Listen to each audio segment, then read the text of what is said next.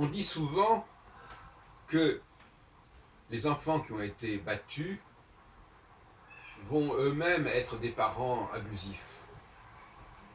À quoi tient ce phénomène de transmission, si on peut dire, d'une génération à l'autre?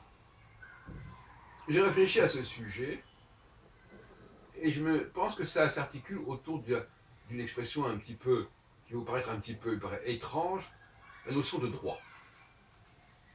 Le droit, pas le droit avec un grand D, la notion de droit avec un petit d, comme quelqu'un qui dit mais j'ai des droits ou j'ai le droit de. Je rappelle qu'en anglais, avoir le droit, c'est aussi avoir raison. On n'a pas ce glissement sémantique en français. Quand tu dis tu as bien le droit, euh, right en anglais, ça veut dire aussi la droite, mais ça veut dire you are right, all right, je suis d'accord. Mais ils disent aussi les human rights, les droits de l'homme. Bon. Et si quelqu'un se donne le droit, s'arroge le droit de faire ceci, on se dit pourquoi pas moi, hein. Souvent ce qui se passe, on voit quelqu'un faire quelque chose, se permettre certaines choses, on dit tiens, ben moi aussi, pourquoi pas. Donc, j'ai toujours pensé que le mot droit était un mot un peu à problème, hein. Quels sont mes droits? Est-ce que tu as le droit? Est-ce que j'ai bien le droit? J'ai le droit de, etc. Et euh, on prend exemple comme ça, on dit oui, voilà, lui il a le droit de faire ça, et pourquoi pas moi? Lui il a le droit de voler, et pourquoi pas moi? Lui il a le droit d'être violent, et pourquoi pas moi? Lui, voilà, et c'est toujours cette histoire de droit. J'ai moi aussi le droit, je veux aussi les mêmes droits. Ah ça c'est une revendication, on veut des droits. D'ailleurs les droits de l'homme, les droits de la femme, c'est toujours la notion de revendication. Je veux les droits que l'autre a.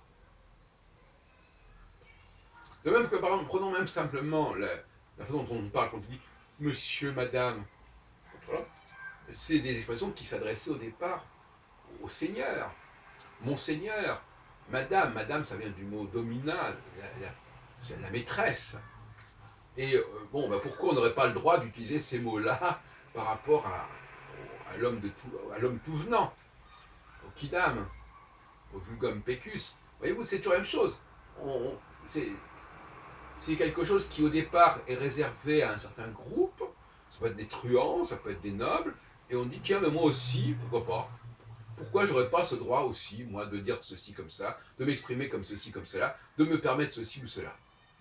Donc, le droit, les droits, oui, enfin, il faudrait quand même pas aller trop loin dans ce sens-là.